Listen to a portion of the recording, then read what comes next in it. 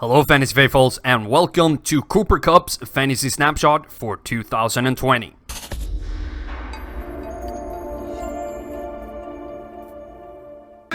By Mackenzie Alexander. Cooks might have gotten away with a false start there. They didn't throw the flag. Now in the end zone. Kupp! Come on! In 2020, the Los Angeles Rams and Cooper Kupp will be facing a group of teams that last year gave up 565 fantasy points to wide receivers in PPR, fourth most in the NFL, with 12.5 yards per reception and 16 touchdowns on average.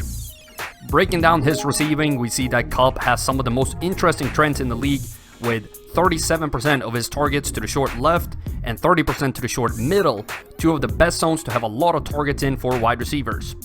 And his catch rate to the short left is 4% above league average, so we're looking real good.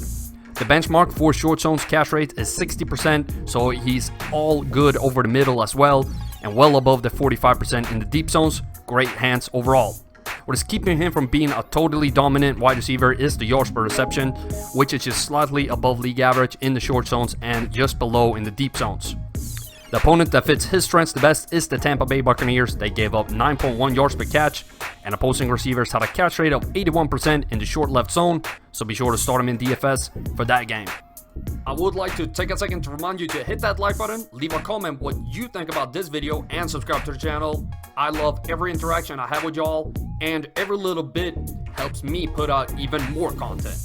Cooper Kupp's one-game floor is 6.7 points and ceiling 24.6 based on the last 3 years. This ranks as the 12th highest floor and 9th highest ceiling for wide receivers in PPR.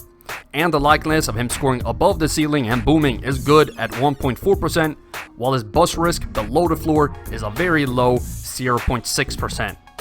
His touchdown rate last year was 7.5%, the 24th highest in the league, so a reliable touchdown catcher, but not something he hangs his hat on. Based on my market share study, I have him projected for 140 targets and for 103 receptions in 2020, now that Brandon Cooks is gone. Kupp had a very nice season start in 2019 while he struggled to find big games by the end of the season, but he did show a lot of consistency in the end, so it's safe to say that his bad games won't kill you. The situation breakdown for him shows that he scores more points at home than away, very normal for wide receivers. He also scores more when playing a bottom 16 air defense, which is not out of the ordinary. And to top it off, he scores way less against teams with a winning record, all super normal and standard for wide receivers across the NFL. In 2019, he saw 18 red zone targets, and with those targets, he scored 7 touchdowns, which is great. With 27% of his team's red zone targets, he is somewhat reliant on red zone targets for touchdowns, but the success rate doesn't indicate that he's primed for negative regression, so 7 is a fair projection for 2020 as well. The average risk of Cooper Kupp not scoring above 10 fantasy points in 19 was 50%, which is in the second tier of risky wide receivers, being somewhat stable, but with some hiccups here and there. Based on his current ADP of 38th overall and all the numbers I've laid out in this video, I give him a draft grade of A+. In conclusion, fantastic receiving trends, high number of red zone targets, low ADP in my opinion, no Brandon Cooks. Pick up Kupp here and watch Jared Goff have another 600 pass attempt year.